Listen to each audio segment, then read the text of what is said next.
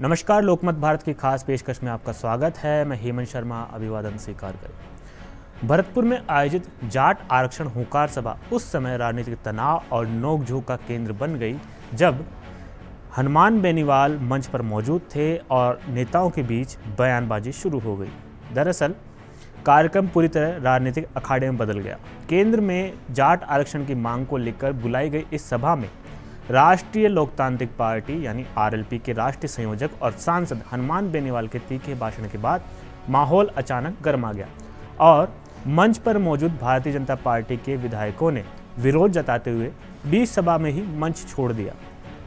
सभा के दौरान हनुमान बेनीवाल ने अपना संबोधन शुरू किया तो उन्होंने अपने पारंपरिक आक्रामक अंदाज में राज्य और मुख्यमंत्री पर निशाना साधा।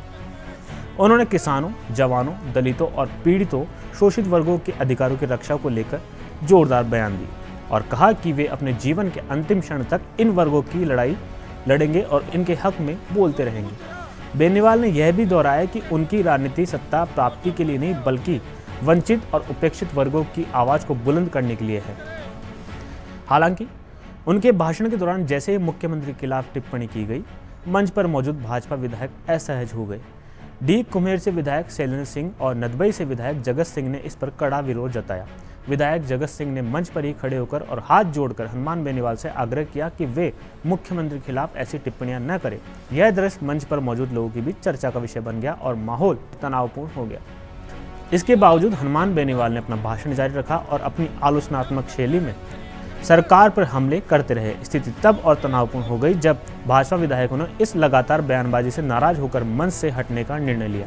दोनों विधायक कार्यक्रम के बीच में ही मंच छोड़कर वहां से चले गए, जिससे सभा स्थल पर मौजूद लोगों और आयोजकों के बीच कुछ समय के लिए अफरा तफरी की स्थिति बन गई। सभा के दौरान इससे पहले भी एक घटना ने माहौल को असहज किया था।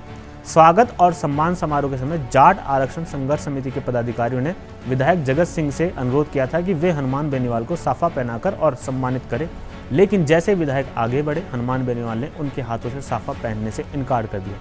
इस घटना के बाद मंच पर कुछ क्षणों के लिए असहजता फैल गई। बाद में समिति के संयोजक नेम सिंह फौजदार ने आगे आकर स्वयं हनुमान बेनीवाल को साफा पहनाकर औपचारिक स्वागत सत्कार किया।